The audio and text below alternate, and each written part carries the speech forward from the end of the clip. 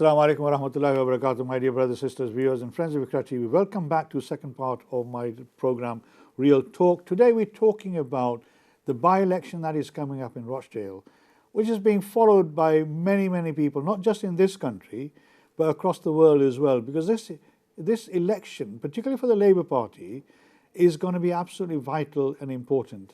Unfortunately, the sitting Member of Parliament passed away recently, and that's why this by-election was called. He was a very strong and well-known supporter of the black and ethnic minority community as well as people of Palestine, and now this by-election has thrown up a number of candidates. The Labour candidate is a Muslim candidate as well, a leader of a local authority in Lancashire, and also we got George Galloway, who's put his name forward as well to stand for this particular seat. Now, the dilemma for the Muslim community is, who do they go for? And it seems like, following the atrocious attacks, the atrocities that have been committed in Gaza in particular, and the West Bank for that matter, which we hear very little about on our mainstream media, people are now questioning the position of the Labour Party when it particularly comes to the issue of Palestine. So George Galloway is providing an option for the Muslim community to say, vote for me, because that way you send a strong message to the Labour Party. And I've got my guest here today, Maqsood Ahmed, who has been on my program many times. As I say, he's a political analyst. I have the highest regard and respect for his views. And we've been sharing these thoughts. So Maqsood, we've talked about George Galloway standing there, regardless of his particular personal politics, and we know he's one of the strongest supporters of people of Palestine, and that's a well-known fact. But do you see this as one of the sort of defining moments in this country, that it's seen more to do with the protest vote against the Labour Party rather than anything else? And as you see on the screen, it says 25,000, but we know now there's over 30,000 people who have been killed, and hundreds of thousands of people are injured. Millions of people are homeless. They have no shelter at all.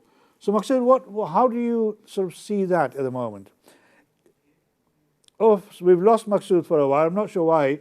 We've lost the connections. I'm sure we'll try and get that back with him. Maybe some technical fault somewhere. But if you have some views and thoughts about all this issue, the election, the by-election, the impact of what this could have, not just on the politics of this country, but the politics sort of in a wider scale as well, not just in Rochdale, but on a wider level.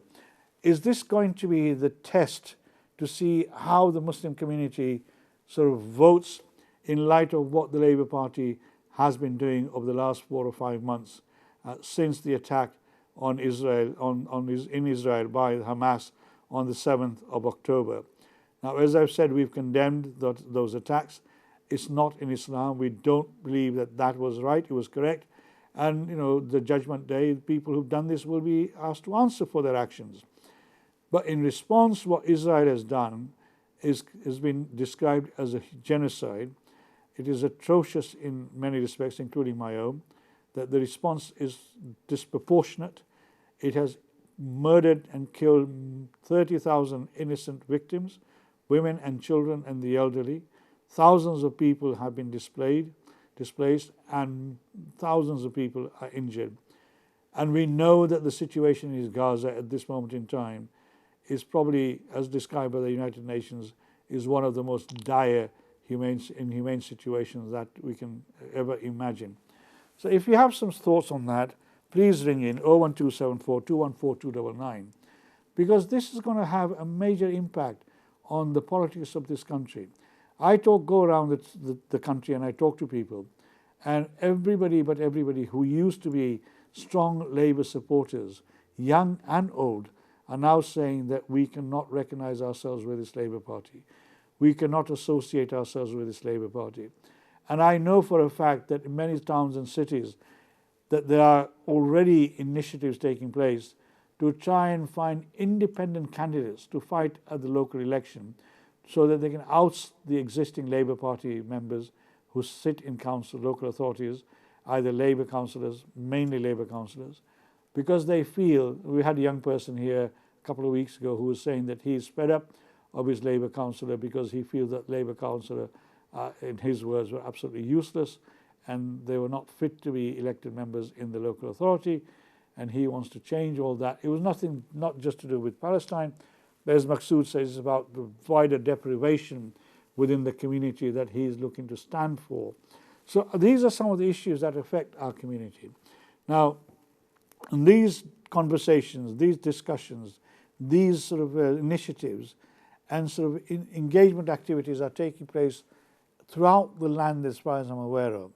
The young people are now being galvanized because they feel that the Labour Party in particular, forget the Conservative Party, the Labour Party in particular has let them down very badly by not listening to their voices. We've seen thousands of people marching in London every Saturday. We had the 1 million-person march a few weeks ago where 1 million people turned up in London to say we're asking and calling for a ceasefire to stop the indiscriminate bombardment of Gaza, which in itself is already been described as a prison for 2.3 million people. And not even a prison, it's, and it's an apartheid state, as it's been described by many, many people. Now, obviously, Maqsood, I'm afraid we've lost Maqsood from our screens. I've been told we've got him back again, inshallah, very soon. Maqsood has been talking about this is a watershed moment for for all the people who are involved and interested in politics to try and make sure that people who realize that they can make their vote count, that until now their vote has been taken by granted, in particular by the Labour Party, and that this time this is a particular moment in time when the whole Muslim community can actually send a very clear message to the Labour Party that if they want us to continue to be supportive of the Labour Party, they have to listen to what the Muslim community is saying, and they have to change their policy and their practice when it comes to Palestine, Kashmir, etc. Maqsood, Assalamu alaikum, welcome back again. We lost you for a little while. Walaikum salam. Sorry about that. I don't know what happened. I know technical. I'm not a technical person, so I don't know what's happened. But I mean, we've been talking about George Galloway and standing in Rochdale. Do you feel that the Labour candidate that you have there, that the Labour Party put up, that I know you've said that you're not sure whether the people feel confidence that he's got the skill set that is required to change the politics or the policies of the Labour Party. Do you feel that he has the ability to try and retain some of those votes? Will he be able to convince those members to stick with them, or do you think that he's going to lose that? I always come across two types of voters, Iqbal Bhai, and you know this. One is the unconscious voter, the Muslim voter, who not really much bothered about the world politics, don't know what's going on, not really interested. As long as his own business, his own individual career is moving, and yes, they will vote for him. I think the intellectual, conscious voters who are actually very concerned about human rights, equality, fairness, deprivation, what's happening, he will struggle with that type of voter. So those two type of voters are going to be crucial. Right. In the past, people just voted for people because they came from the same town, from the Pakistan, India, or Bangladesh, that brotherhood that you said. Yeah. I think we're losing that now because when you see 30,000 people being massacred and bombed, people have started to ask questions. What's your role in this as a politician?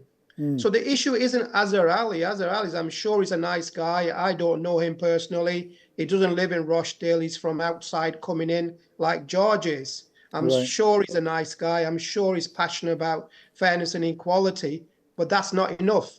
So if you're an MP, that's not enough. Oh yeah, definitely not. More than that. Can I just, in Bradford, for example, you were here when we had that young man on the TV, very passionate, very dedicated to sending a very clear message to the Labour Party, and he's galvanized a lot of young people in his campaign to try and deselect or de-seat the existing Labour councillors, so the Labour Party gets nationally and locally gets a clear message. Have you seen similar type of activities taking place in Rochdale where young people have been galvanized and they are sort of making a concerted effort to try and coalesce the young people or the Muslim community together to say, let's stand together and let's send a clear message to the Labour Party in particular? Yes, there are debates taking place. You know, the Rochdale Council of Mosques having a debates with both candidates, Azhar and George Galloway, and I think that's the right way to do it. They do need to speak to both candidates before they decide who they want to vote for.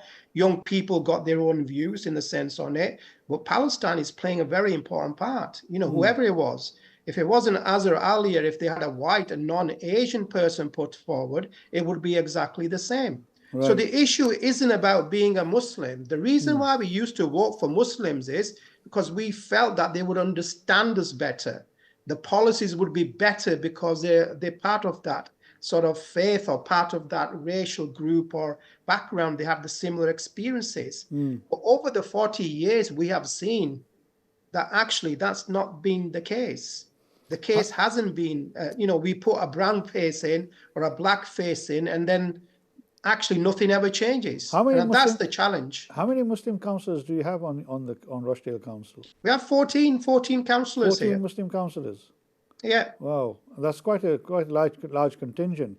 it's a large contingent. And if you put Greater Manchester together, you must be talking about 40 to 50 councillors. So it's not that we don't have representation. The challenge is that we don't have the representation that can influence for the betterment of the Muslim community. That's the challenge. And now people are starting to say, actually, it doesn't matter, Iqbal Bhai, if you're a Muslim or a non-Muslim. They're saying, let's have the right ethical policies that protects human beings around the world and in United Kingdom. So I don't care whether you're black, brown, or white, as long as you got the ethical and humanity and fairness and justice to protect human beings around the world and through United Kingdom. That's what they're looking for in politics now. I mean, one of the reasons why I became a member of the Labour Party, as I've said to you before, has been his policy on apartheid, challenging apartheid. You know, and I was very actively involved in challenging apartheid at the local government level. Now, obviously, at the moment, a lot of people around the world, including this country, have described the Israeli actions as an apartheid. But yet, the Labour Party, if you describe it as apartheid, they consider it to be anti-Semitic. Right? And this is how far the Labour Party has changed, in my view, Absolutely. from what is a reality, just to conform to certain norms that they feel are more important than humanity itself. Now, we have seen in particularly in Batley, Dewsbury, and in Bradford, lots of young people joining groups, setting up groups on WhatsApp groups, trying to set up independent candidates to challenge existing sitting councillors, some of whom we know. They've been our friends in the past for many, many years. They now want to deselect them because they've failed to resign from the Labour Party. Are you seeing a similar activity taking place in Rochdale as well? Yeah, absolutely. I think the whole political climate is changing. The discussion that's happening. One thing Palestine has done is jog the consciousness of every individual, not only the Muslim community, I would say the non-Muslim community. Yeah. I know so many white colleagues of mine and friends and others, and I am really pleased that the human rights issue has been brought back on the agenda again. Because the politics that we have now, starting with the United States and UK and Europe, if you look at the caliber of politicians, sadly, I wouldn't call them humanitarian or human rights politicians. And that's a sad thing to have, that we tend to put trade above human beings. We tend to put other people, other things, profits, above human beings.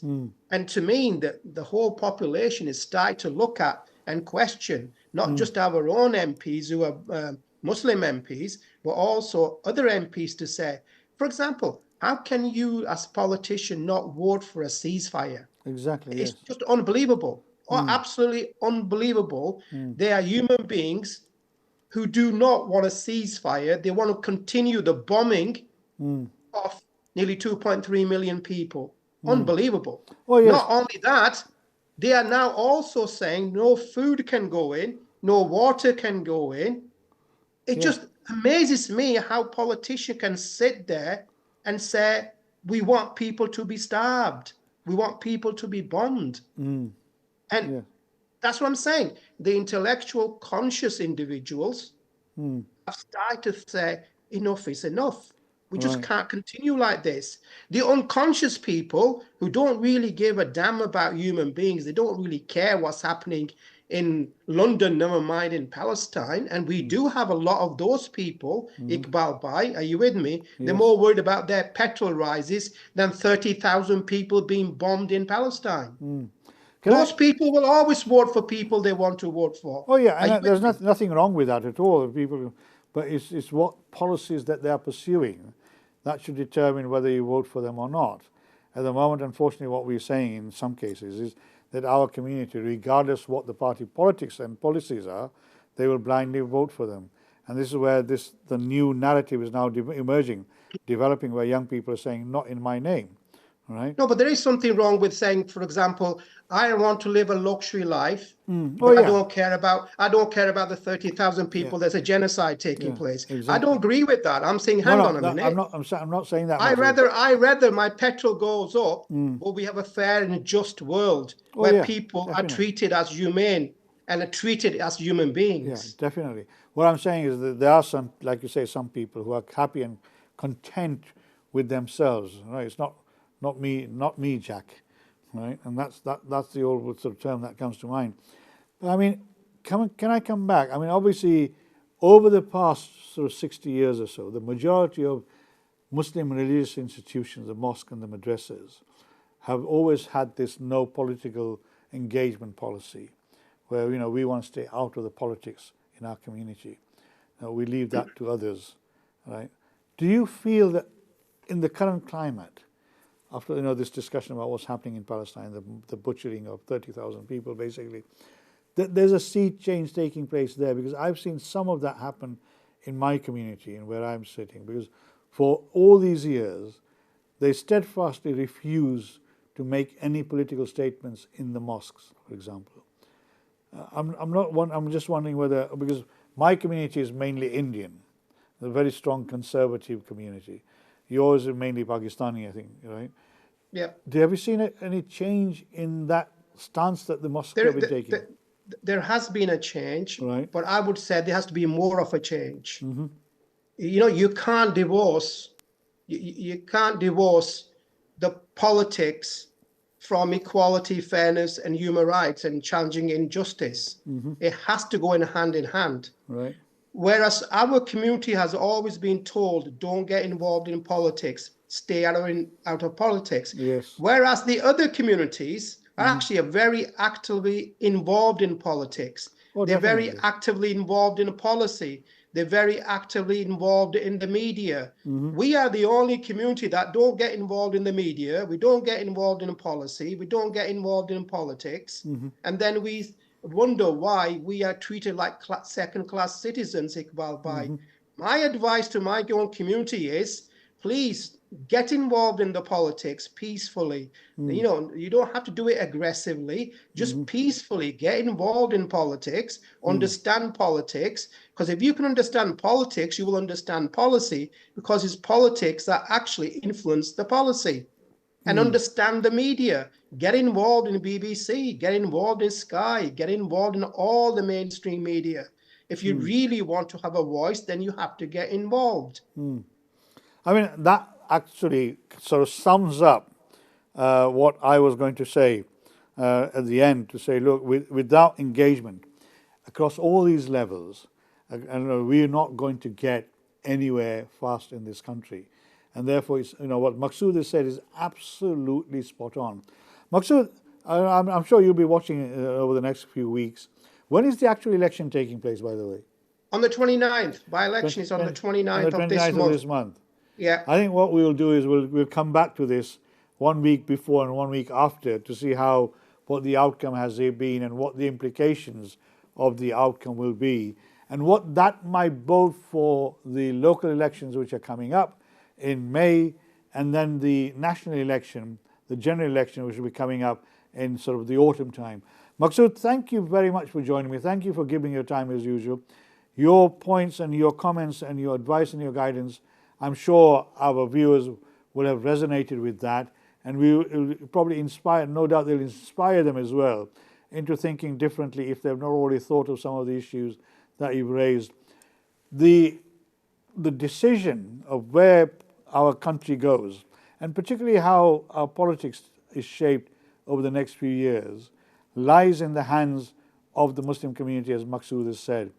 And this is a golden opportunity for the Muslim community to actually showcase the power of its vote. I presume, Maqsood, you'll agree with that, won't you?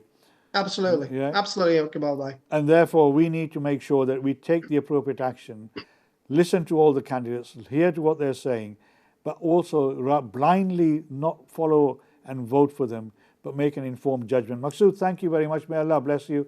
I hope you've enjoyed the program so far. I'm sure you'll want to hear from Maqsood again. I certainly want to do so as well. And inshallah, we'll come back to this issue in the next few weeks, before the election in Rochdale and after as well. In the meantime, take care. May Allah be with you. Please pray for the people, not just in Palestine and Gaza and Palestine, but across the world who are being oppressed, regardless of the faith and the gender, etc. That we want to make sure that there's peace around the world. Inshallah, I'll be with you next week when I'll bring another subject. This time we'll be talking about Muslim women in prison and the impact on them, both in the prison and when they come out in the community. Inshallah, I'll be with you. Take care. Assalamu alaikum wa rahmatullahi wa barakatuh. May Allah be with you.